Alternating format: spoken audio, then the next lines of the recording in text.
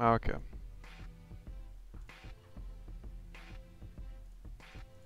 Alright, so this is the game that lost TSM's ticket to group, out of group stage. Alright, let's go over bot lane. Bot lane is Kog'Maw Karma versus Xayah Taric. Pretty straightforward 2v2 lane. Let me turn off this music. Okay, so pretty straightforward bot lane matchup. It's a range versus melee matchup, so all you really have to do on the TSM side is get into lane, level 1, start getting brush control, so, sniff out where their enemy bot lane's at, make sure they're not, like, cheesing the brush, sitting in lane, and start immediately auto-attacking the wave. So, let's see what they do. Karma, pretty bad. IMO, no. No, I think Karma's pretty good. She's not bad in a lot of the laning phases, especially against other range supports. If Lulu and Janna are down, then I'd say Karma's like a pretty good fit into a lot of team comps that would utilize Lulu and Janna well. So building Ardent first, I feel like Karma was just a slightly weaker version of Lulu slash Janna. I won't be going too much over the top side of the map. Oh, Alex, thanks for the $5 sub, appreciate it. I only need 3 more subs, and I can give away another $10 RP giveaway.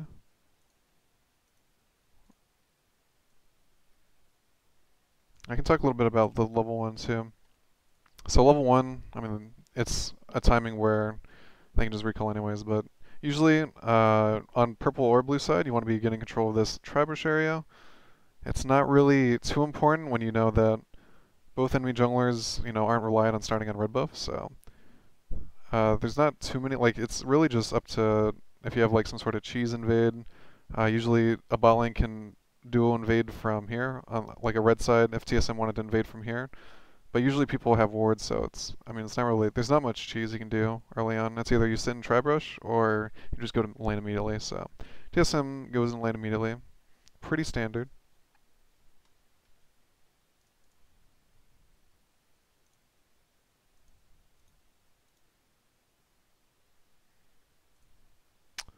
I guess for laning, we can already tell that the TSM bot lane already has like an amazing advantage. Range support into melee support with getting to lane first, so it's a guarantee that they have the lane already pushing. There's no options for Misfits bot lane to do any sort of poke or trading if TSM just stays at their 550 range and makes sure they're trading together. Like Balfrost hasn't used his Mantry yet, so I'm assuming they're not really going for too much poke. They're playing pretty safe. I can't say too much for what's going on bot lane until they move the camera there. TSM's early game is already like pretty set in stone because they invaded topside with Jace and Sejuani, so just TSM's game plan already is set. Like they'll be controlling topside, leaving bot side pretty unattended to, and that's just how you play into Jace. Like Jace, if you're picking Jace, you're pretty much just isolating topside and making him into a win condition. But already TSM's bot lane is just playing super safe. Like, wait, let me see if they had information that Gragas is topside. I wasn't really paying attention. Gragas should have walked over the ward. Okay, let's see. Alright, looks like they don't have information on Gragas. I don't think anyone... No, I'm pretty sure... Yeah, for sure that ward would see it because he took the blasting plant, so... For sure TSM already has knowledge that Gragas is topside, and since Gragas' blue buff is down, there's not a whole lot of options. Like, either Gragas can come and invade their blue, or try and counter jungle, or, Gragas should already be on, like, such a fucked position because Gragas is down a blue buff, has no lanes to really help him invade. Like, he's already finished. So bot lane, with the knowledge that the Gragas is topside with no jungle gank, like, ever available for bot side for at least another minute, they should play their lane, like, theoretically 2v2. Like, there's no outside influences. They should just stay in lane and continue bullying, continue pushing. Like, there's not a whole lot that the Taric lane can do until about level 3. When level 3 hits for Misfits bot lane, it will open them up to a lot of trades because melee supports like Alistar, Taric, Braum, they all spike at level 3 when they get all their abilities unlocked. But until then, range supports should always be crushing the lane. So I can tell that for whatever reason, TSM's bot lane is playing super safe. I don't really know why. Hanser gets ganked. I mean, even more showing that TSM's bot lane is should be playing to get advantages from their lane, especially against a Taric. So we haven't even looked bot yet, but I can tell that Svenskaren's probably being told that his blue got warded. Taric did the early invade where he wards and then takes a blasting plant over, so maybe Sven's not even looking for a bot gank anymore. And if you're not trying to bait a gank by letting your lane push in as a Karma lane, then I don't really know what you guys are doing by lane. But to say that it's like going bad for TSM's bot lane, it's like not going bad. Like they're just not taking their advantages that they could be taking. So now they have no information on where Grax is at. He could be recalled or he could be on golems, but he's on golems, so it's not terrible to just start pulling lane now. So if they were pushing in lane, now they should be pulling. But right now it looks like TSM's lane is slow pushing out. Let's see how they're trading. So already his W's on cooldown. Let's see what happens when they when they have their W back on cooldown. Alright, so in this kind of position where you have your jungler on your side, well, the jungler is actually pretty low, so let's not even consider the jungler. When you have your lane pushing out like this is the prime time to get ganked. Like if you're TSM's bot lane, and let's imagine that none of this invade stuff happened, none of this topside stuff happened, and it's like a perfectly even game. This is the sort of situation where you have to be getting afraid of being ganked, because you need to be taking this full creep of minions into the tower. Like there's no question about it. Like these creeps have to hit this tower within the next, either on this wave or the next wave. And so in the next 20 to 45 seconds, you have to be getting into a vulnerable position to push out. And during that vulnerable position, you're easily setting yourself up to get ganked. So, since there's a lot of topside stuff going on, it's pretty safe to assume that they're not gonna be in danger. But it's a pretty, like a good idea, especially if you have your jungle on your side. Let's just say, as a concept, it's really good for a bot lane to coordinate with your jungler if they're on your side to push out your lane safely, either get a recall or just make your lane really safe. Because whenever you have a lane that needs to be pushed in, that's the most vulnerable you'll ever get ganked.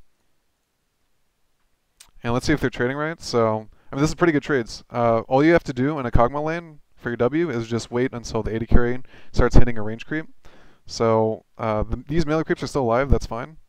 But ideally, when melee creeps are dead, in a more even lane, like this is when the minions are stacked up. But let's say in a 6 minion versus 6 minion sort of lane, so there's only 6 minions and 6 minions. When the 3 melee minions die and the range minions are left, the effective range of the lane ends up getting sort of lessened because the melee creeps are dead. So the range creeps go from this range to this range. And when that range happens, the AD carry on either side will have to go last at the range creeps. And that's if you're the stronger person in lane, you want to be looking for the trades then. So in a situation where there's a lot of creeps, it doesn't matter as much, but you can tell that the positioning of, I'll just use my mouse, you can tell by the positioning of TSM's bot lane, they're doing it right. They're setting up in a line, not taking any free damage. So just to go over it really generally, taking free damage in lane is always bad, no matter what lane you are. You always want to be punishing as much free damage as you can.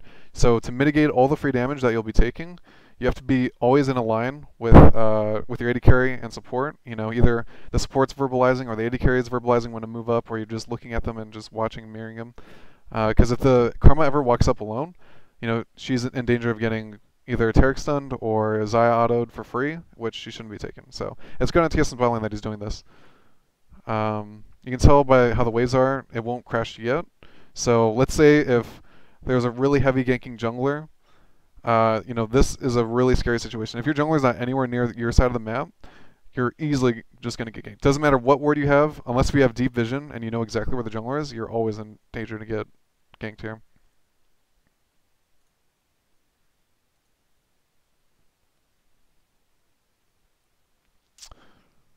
I mean, there's not much to say when you have a huge wave building in. This would be the time where you'd look to recall, so Double F does decide to recall. There's not a whole lot to really say after you have a wave crashed in. I mean, I guess it's really important to know the timings where you have to be in lane. So let's say on the support side, if you're a support, make sure that you're always in lane when you're needed. But if you're not needed in lane, try to think about where you need to be positioned on the map to get the most advantage. So right now, Biofrost, let's say, I mean, this situation, it's not possible, but let's say in another game he's playing Thresh, he just crashed a huge wave. He's not needed in lane because his AD carry is recalling. So he can either walk up river, put a ward down, walk into their jungle, put a ward down. I'm just listing off options. They can do all that. And supports can walk towards mid, look for the gank, coordinate with the jungler. Especially in competitive play, this is a really common play. When the support has priority, he just walks up through the river, syncs up with a jungler. Like, let's say he's just finishing wolves. He walks up, they go for a really easy duo invade, get in vision, and backing out. So that's like the really general concept of using your priority as a support to get extra advantage on the map. This is a really standard bot timing. Like, pretty much, I'd say once the creeps are before this tier 2, if you can get the wave in, it'll always be a perfect back. Just look at the minimap. If your creeps are right here, so let's say your TSM bot lane, if your creeps are right here and you crash the wave, perfect time to recall. But let's say if the creeps end up being here and you just crash the wave, it's not, I mean, if you have to recall, you have to recall, but it's not an ideal time to recall because by the time you get back to lane, the enemy bot lane probably already had enough time to crash into the tower and you'll be losing a lot of XP. So if you can help it, just try to look at the state of the minions and see how much time you have to get back to lane. And it's also really useful as a support, just to tell by your timing as the range creeps, or not the range creeps, as the minions come back to lane. If you can see when the minions are coming to lane, you can say, okay, I just have to get back to lane as soon as the minions get back to lane. So, like if I was Biofrost and I had to roam, I would know that the next wave of creeps spawning is my time window to get back to lane.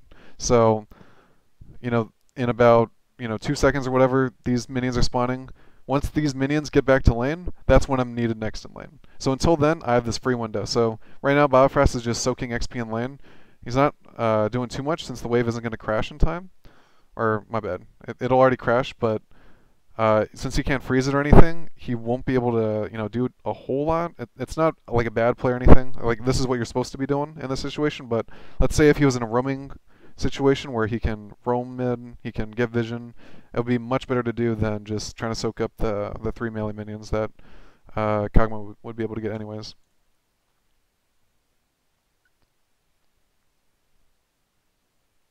And so just to touch on like TSM's game plan and map control right now, they already did a lot with controlling topside blue buff. Like controlling this blue buff, pretty much, aside from getting ganked and blown flash, like Hansir is in a really good position to carry.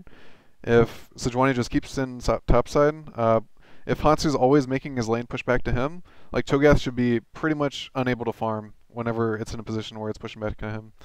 Like Sven's looking to just gank top, because it does look like a pretty viable gank, but Gragas has to stay top too, otherwise Cho'Gath would get completely out of the game. So in this 2v2, TSM probably wouldn't have any kill pressure anyways, but since this is already being communicated, like Ryze having mid prow is really just easily able to come top with his ult at any time. So this is why TSM's always like trying to pressure top here. Like even though there's not a whole lot of kill pressure 2v2, like a Jace out of mana and a level 5 Sejuani is not going to do anything to Cho'Gath.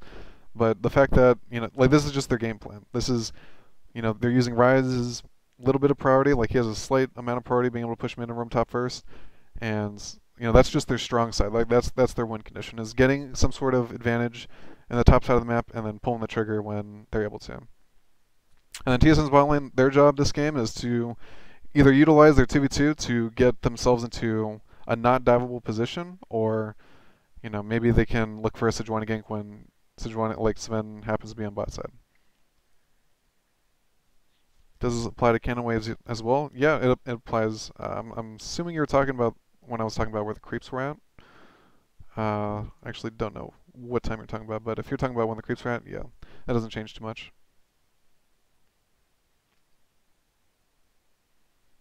Like, I guess it would only change by like it adds like another 3 seconds to your time, so I guess it would be okay if the creeps were here on a cannon creep wave, but I wouldn't worry about that too much.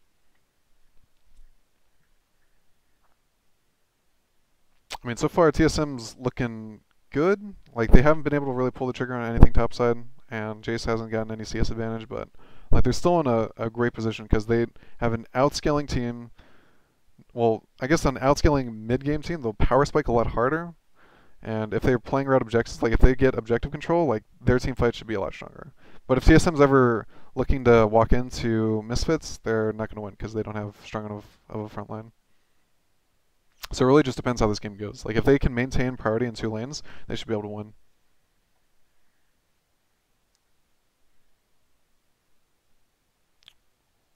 I mean, giving up dragon there. All right, let's see if TSM could have done something about this dragon. So you can already tell that like TSM's game plan. Okay, Sven just recalled. TSM's game plan is play topside. They don't have much vision bot side. You know, they're only putting like a defensive pink here. Like they're not trying to do anything bot side. There's no plays going to be happening on TSM's side. Uh, so I mean, TSM is still losing in Prow because they're playing really safe. Sven's immediately heading bot side just to get efficient farming. Rise doesn't have much Prow either. Not a whole lot of plays that could be made. Like let's say if for whatever reason Bjergsen was winning a little bit harder, a good play for TSM to do, it might be kind of screwing over Sven with his jungle if this play doesn't work, but instead if he paths towards topside, you know, TSM should have a really good idea that Misfits will be already in control of bot side because they've already given up so much control. Like when they give up control, they should be, you know, trying to trade. Like in League, trading objectives is like the most crucial thing to do to keep up in a game. Like if you're down tempo, just look for the trade. So Misfits, since they have more priority, they're up tempo. They can make a play first, and if they're going for dragon, TSM should just look for a play on the other side of the map. And that play should be either controlling topside blue buff or looking for another gank on Cho'Gath. I don't know what the status of top lane is. Looks like he's pushing in, but if, like, let's say we go back to when Sven recalled. Okay, so it's 7:30 right now. TSM is losing in Prow bot, losing in Prow mid. Looks like holding the wave top. I can't tell. But the facts of this game is Cho'Gath has no flash. Like Sven Skaren doesn't have the best farming, like the farming path to get to topside, but he can make it just the clear audible call to go for the blue buff since TSM knows for sure that this blue buff's up. And controlling a blue buff against Ori as like I feel like for Bjergsen, like that should be one of his main plays. So let's say if Sejuani was heading topside, he'd hit topside around 7:45. And that should be around the time where Misfits was starting Dragon. So they can either control this blue buff 100% or look for a topside. Wait, what was the wave like? Okay, so it's slow pushing. So this is good. Like they could set up a topside dive here. Even with Rise ult down, if Sejuani is playing for this blue buff and takes this blue buff, they might not be able to control mid lane. But if Sejuani is just sitting here, like legit sitting here, Rise can play really aggressive, try to push out his lane, and move to topside. And if TSM's bot lane is, you know, if they're in constant communication, TSM's bot lane will be able to have Karma walk here, have a red, like it's really safe too because they even have a pink ward here. Like Karma can walk all the way through here, place a ward over to see if Misfits is starting Dragon or rotating in mid. And if they're doing one of these bot side plays, you know, the trading play would be TSM going to top side and looking for a top dive. So right now, Sven would already be around his red buff, walking to blue buff. He could be sitting here. I guess they wouldn't have the greatest amount of tempo since you know, they'd have to wait for this next wave to get mid prow. Even without mid prow, I feel like after Ryze clears this wave, they could both, without pushing mid, walk into this top side and control top side, and control or look for the top side dive. You know, like Misfits doesn't have any TPs, doesn't have any way to help out this Cho'Gath. Like a 3v1 with no flash on Cho'Gath, I feel like that's a pretty possible dive. And this whole time, Hanser could have been communicating, okay, I'm building up a big wave, and once this big wave crashes, it's pretty much a free dive if Ryze and Sejuani is in position. Well, this isn't like a guaranteed sort of play, because if Cho'Gath does play really safe, like he can pretty much save the tower. There's not a whole lot of plays being made for TSM if they do go for this, and Cho'Gath plays really well, and like Orianna's able to push out mid fine. Like I'm not too good on mid matchups, so I don't know if Orianna's always able to do this at this timing. But if for whatever reason Ryze was able to push out with Sejuani's help, like this is a really good play to be going for. You know, just a trade. It's just really basic concept of looking for a side like across the map play if the enemy team's going for a pretty telegraphed play. All right, so moving on. TSM's bot lane should still be in the mindset of, you know, playing safe, not getting ganked, and keeping up like any sort of bot tower HP and their HP really high, making sure they're never diveable. I can just speed this up a little bit.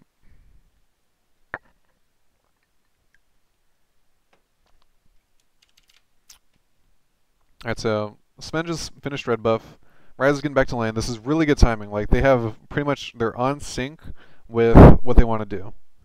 Because Sejuani right now, she's able to, she just finished her bot side. She's top side. She can stay up here for the next 2 minutes without, or a minute and a half without losing anything. So she'll be sitting top side. The available options is obviously gank mid, but she has cleanse, so it would only be for burning sums. It's building up a big top wave and looking for a dive, or Jace outplaying Cho'Gath and being able to make a wave push into him and holding that freeze and denying Cho'Gath of a lot of farm. That's pretty not a very advantageous position, because if Misfits can just rotate to bot side while that's happening, having a freezing lane against a potential 5-man play bot is not that good. So I'd say for at least a Jace comp, they should be looking for Jace pushing out, invading this jungle, and Sven should be taking over these wolves. Like these wolves and Gromp should be Svenskarens.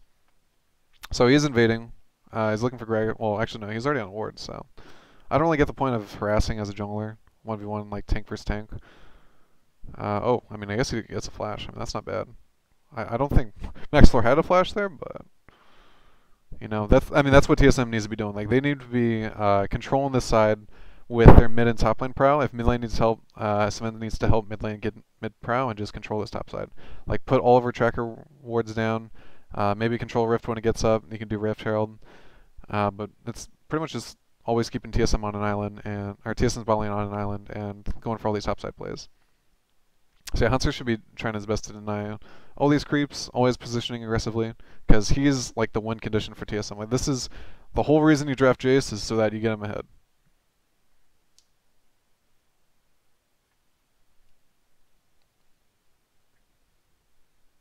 I didn't watch this game, so I don't know where it starts going wrong for TSM. Like bot lane's doing good CS wise. Top lane hasn't been able to kick off, but I mean it's not terrible to head into mid game on even footing, as long as TSM executes the first play well. Because if they execute poorly, then that's probably why they'll lose this game. Neither bot lane has Ardent yet, so they're not like too strong if a team fight does break out bot. Alright, so for Misfits, looking for this bot lane ganks really good, because they should always be looking for bot side plays whenever guys finishes on this side. This is like the lane to be looking for as Misfits, especially if they can ever get mid prow and have Ori roam first. Any fight where mid lane is roaming first will be a win for Misfits, like hands down. Like there's no way that TSM would ever want to fight if Misfits can engage, because they have heavy engage, they have heavy CC, they have heavy sustained DPS. This comp is just so good at like any sort of 4v4 fight that would happen bot. And if Cho'Gath could get a TPF bot too, that'd be perfect.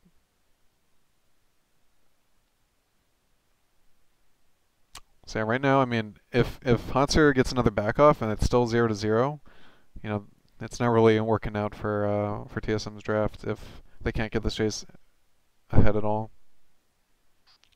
But I like Maxlor's like pathing out of base. Like so far, he's pathed straight to bot lane, looked for a gang straight back to top lane to defend any sort of dive play that happens. Because I'm sure in their comms, Misfits is already afraid of Bjergsen disappearing to top side and looking for some kind of room play. And this is taking more pressure off Alfari. Like he's already leading in CS. Not really any worry for Cho'Gath in this lane. Like at this point, he's not diveable. After he gets his back off, he's probably not very diveable. Even 3v1, he'd just back off the tower, and if TSM's going for a 3v1 play topside, for sure Misfits would have the advantage bot lane and be able to 4v2 dive bot. So the options for TSM is really getting small if they weren't doing anything in the early game topside. Like they really just have to be able to make an aggressive play first and capitalize on it.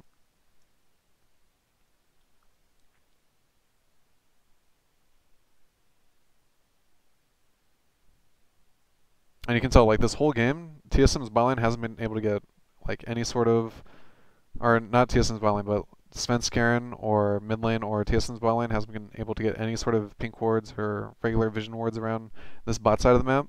And that really just makes TSM even more scared to play, because they don't know when Gragas can gank mid or bot, and there's, not a whole lot of action bot side, which is just a part of why they're playing this draft towards top side. Or it's a example of why, or it's just showing their playstyle of playing towards topside. And they're going for this red buff invade, which, I mean, as long as they don't fight, should be good. Like, it's a pretty terrible position for like a bot lane like Kog'Maw Karma running into a choked out jungle is always a pretty horrible position. So if you're ever playing with like a hyperscaling bot lane, try not to fight unless if they have like a ridiculous amount of prow and they can just follow you into the jungle. If they're following later, it's never a good position for them. Just try not to fight unless you have like a Kalista Thresh or an Alistar. Don't be forcing too many plays without their prow. But yeah, that invade didn't really do a whole lot. And TSM's 1k gold lead, I don't even know where it's coming from. It's probably just coming from coin. So, pretty even game.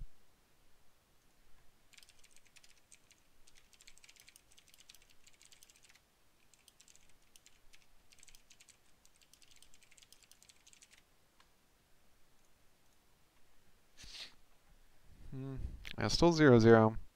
No plays have been made yet. TSM's options are only getting smaller. Like, Sven's honestly wasting his time down here. I don't really know what he can do to bot lane. I mean, Misfits has to play really badly. Like, they have to take an aggressive trade when they don't know where the enemy jungler is for anything to happen bot side.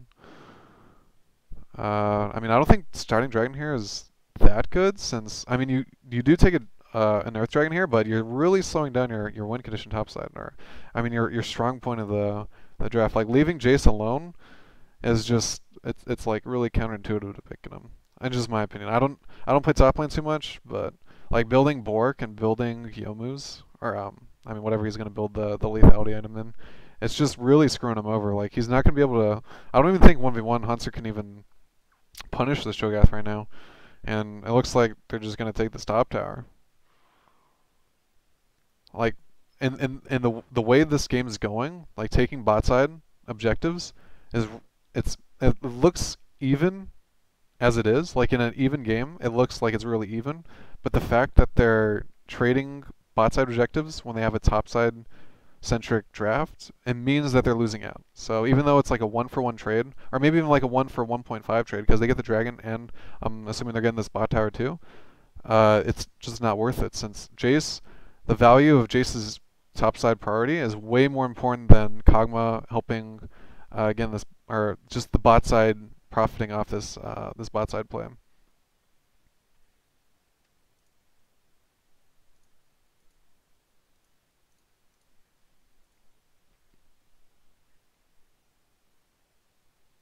So yeah, bot tower is gone. Jace is actually pretty far behind. He's level down. Doesn't really have any. He doesn't have a 1 core yet. So I mean, pretty much playing around Jace is out the window now. They're gonna have to play for mid game objective control, which they can do if they have like proper lane assignment where they have either Ryzen side lane or Jason side lane, and they're playing jungler and support on the side lane side and having tempo on Misfits, then TSM will be able to have an option of taking objectives first. But it looks like for now, the mid laners haven't backed in a while, so you know they have to back first to. Actually, they don't have to back first, but it looks like everyone's resetting, so it's always good to reset as a team. Like when in competitive, or even just in solo queue, like it's always important to sync up your recall so you can have like whenever you recall, you're at your strongest. You want to start pressuring, and if you haven't recalled in a while, like you're not going to be able to pressure as hard. So I'm sure Cho'Gath can't get any bot tower damage, but being able to push in the lane and roaming mid is really strong for Misfits. Like if Cho'Gath can actually get priority in this lane, then I mean there's not really a whole lot of options for TSM. Well, that's a really good roam by Misfits if they can just dive this guy. If they can dive Hanser. Yeah, I don't know. Like picking Jace and having no plays made around him is just like a death sentence. Like I've never really seen Jaces that get low resources impact team fights. At least nothing like a Cho'Gath. Like later on, you know, TSM's gonna have a lot of DPS and backline, but that doesn't mean a whole lot late game if Misfits has 2 tanks, an AoE, like really strong AoE mid laner, and a really hard to catch, plus really strong AoE AD carry, and a really strong utility support. Like, this team comp is absolutely going to demolish TSM's team comp.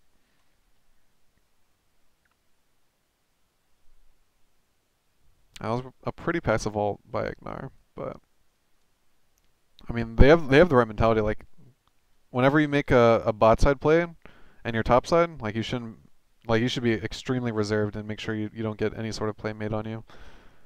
You know, just look out for sort of like the imbalance of the map. If there's plays being made on the other side of the map, then that means plays by the other team will be made on the other side of the map. Like, it's like a seesaw, you know, like, if plays are on top side, then bot side will be really weak for you. And if plays are being made bot side, your top side is going to be weak for you.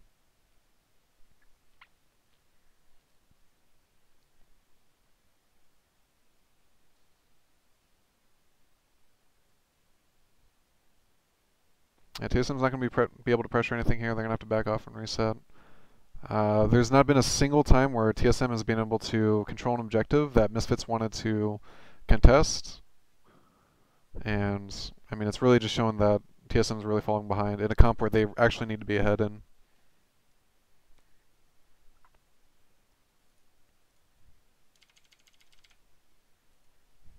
So yeah, already TSM's options are looking pretty grim. Hansu's might be getting cut. Yeah, he's flashless. He's dead again. So already your Jace is pretty much useless. Like, he's not even one core yet. Misfits, like, their game plan right now is just controlling their strong side, which is, I don't know when Dragon's coming up, but it looks like they're controlling top side already. So all they'll be doing is controlling top side with their AD carry in top lane, Orianna wave clearing mid, Gragas Taric eventually controlling top side vision, and, you know, setting up good pink wards so TSM can't ever engage on their side of the vision. So, like, a really basic concept of vision control is when you're in position to control the game, which Misfits obviously is in, they want to be placing all of their pink wards on their strong side. Their strong side only means, or basically only means, they have priority in mid and top, and they can control any objective on the top side. So that can be a Baron, a Rift Herald, a Red Buff, or even just jungle camps. All these should be able to be controlled by Misfits at this time. And their pink ward location should be around this line brush, this pixel brush. If they're doing Rift or something, it's in this pit. If they're able to move up, depending on whether these towers are up, like if mid tower and top tower is up, then they want to keep to river vision. But if these tier 1 towers are down in mid and top, they want to be moving their pink wards up to here if they're able to be playing that aggressively, or just keeping pink vision here. This little brush that my mouse is at too is really good to pink. And, you know, that's like the start of choking out the enemy team just by playing to your strong side. So Misfits, after getting that gank bot, should be able to reset. They're going to reset on the map and start setting up for the top side. So again, they're going to send Cho'Gath out the bot side, holding Jace, or maybe even ganking Jace again.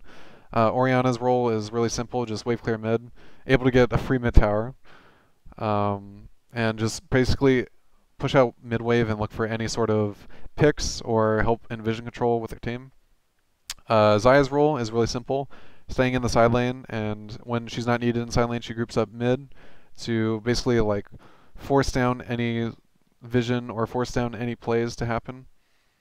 And, you know, or who else have I not mentioned? Oh yeah, Taric's role is really easy, just keeping, you know, tabs on all the vision, making sure that your vision's placed correctly. Like, generally, you want to be walking over your own pink wards and putting green wards where the enemy's going to walk over. So these are good green wards, these are good pink wards. Really simple setup and good execution by Misfits. Not a whole lot to play for, since it's only 20 minutes. You can't really pressure Baron. Like, this isn't a comp that could really pressure Baron. So they're in the mindset to just choke out vision.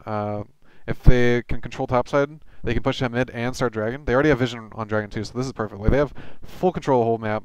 Like, there's nothing TSM can really do about the control. They can only out-execute them in team fights now, which is, like, such a hard thing to do in against a world-class kind of team. Like, if you're against a world-class team and you're getting completely out-rotated and completely out-controlled, there's no options for you to do other than outplay them in team fights, which is, again, going to be really hard to do when you're fighting on their vision.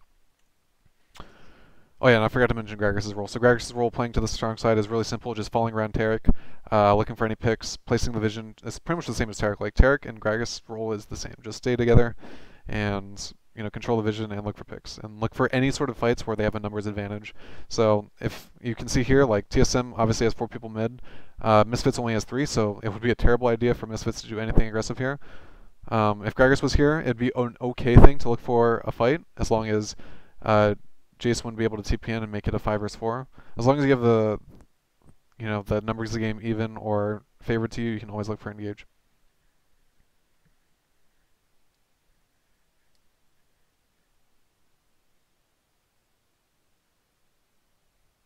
So yeah, Misfits already has their strong side. They're using the Rift Herald bot because they noticed through all the vision that Jace is again a lone bot side. So, the Kragas and Cho'Gath are just absolutely pulling this Jace pick. Like, there's nothing this Jace is adding to this game. He's completely useless this game.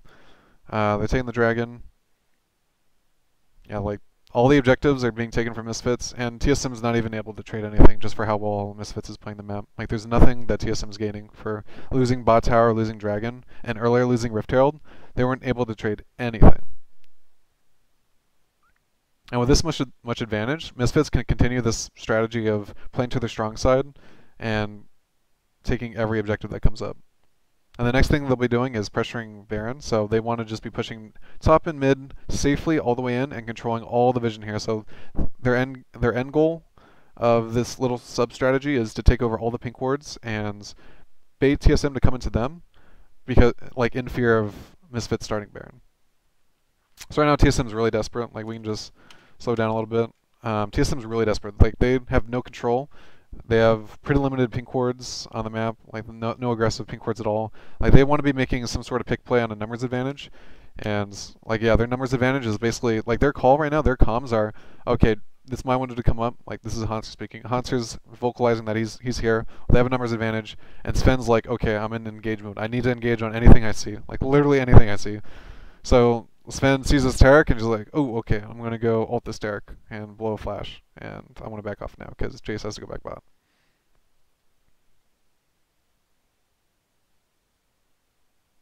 And Misfits is recognizing that they're wasting ults. Like, one Oriole blows 2 flashes. Timing those flashes will make sure that the next team fight is pretty much a stomp. Like, there's no like, when you have no flashes, you can't outplay. Like, it's extreme and competitive. It's almost impossible to outplay without flashes. Like, if you have your flash up, you can outplay a pretty decent amount against a lot of skill shot champions. But once you have no flash, like, your outplay potential goes from like a 40-60 to a 595. Like, it's incredibly hard to start outplaying your opponents on this sort of level without flash. So TSM's options are really looking pretty bad right now. And Misfits, they know they win any sort of even-numbered fight, and they're actually at a numbers advantage right here, so they can just open, and whatever they can get here will just, if they want to right now, they can just go to Baron right now, because TSM, they would be able, or Misfits, they already know that, let me put on the mouse. Ryze has no sums, Sejuani's really low, can't make it back, Jace just wasted TP, he has no flash too, Karma's dead. Ideally, they would already have all this vision control, which they do, and all they need is just vision over the wall, and they can turn at any point. And even this Cho'Gath can zone too, or Orianna can zone. Anyone can zone these guys. Knowing Sejuani has no flash, it's really easy to block Sejuani as well. So their Misfits right now, their game plan is to start Baron and turn, and their turning tools is Gragas, Flash, Engage. That's the most ideal, or I guess they could wait a little bit for Oriole. I don't think they should wait for it, though. So they should just use Gragas Flash Engage here. Like, Gragas should be positioning all the way here. Cho'Gath can tank Baron really easily. And looking for an opening on any of their carries. I don't like the positioning from Taric because he doesn't have to act as a zone. Like, either you, as a team, you're either looking to finish Baron and zone, or you're looking to bait them in and engage. So if you're looking to bait the engage, and you're zoning, you're doing something wrong. So you shouldn't be looking to zone if you're looking to turn. And it's really obvious here that Misfits should be looking to turn. So Max Lore looks for an engage, perfect engage, perfectly fine. It's a little bit bad because Misfits already mispositioned and took a lot of free damage, so they weren't in the best position to turn. But that's their basic game plan. Like, they didn't need to be looking for the turn. They got the turn. Let's see if they can get a kill. Yep, they got double lift. They're probably getting they're getting Hanser too. And Sven's gonna probably die as well.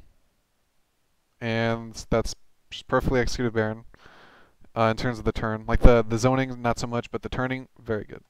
So Misfits already gets this Baron, and from this position taking Baron, it's over. Like, there's nothing TSM can do if Misfits plays correctly and just keeps playing the same basic strategy of just pushing 2 lanes and ending. So I'll finish this up really quick, so because I don't have time to do another review. I'll have to end my stream after this really quickly, but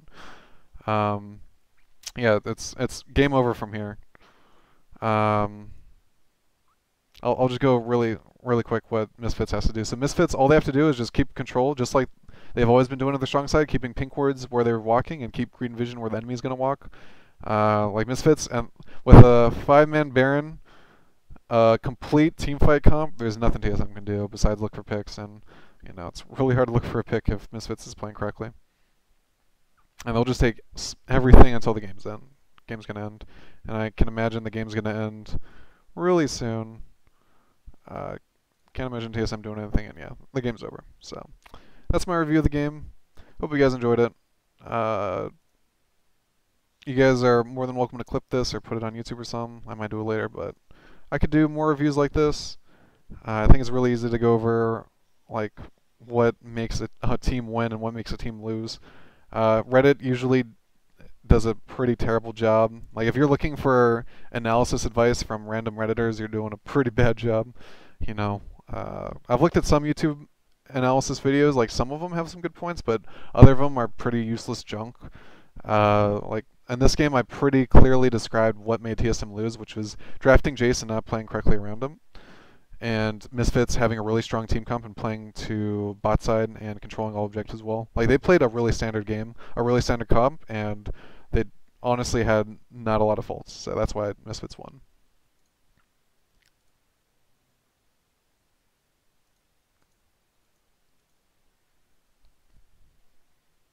Alright, and I'll be doing a $25 giveaway really quick, but just for my subs. So I'll give you guys a little bit if you guys are on the fence about subscribing. It's a $2.50 sub.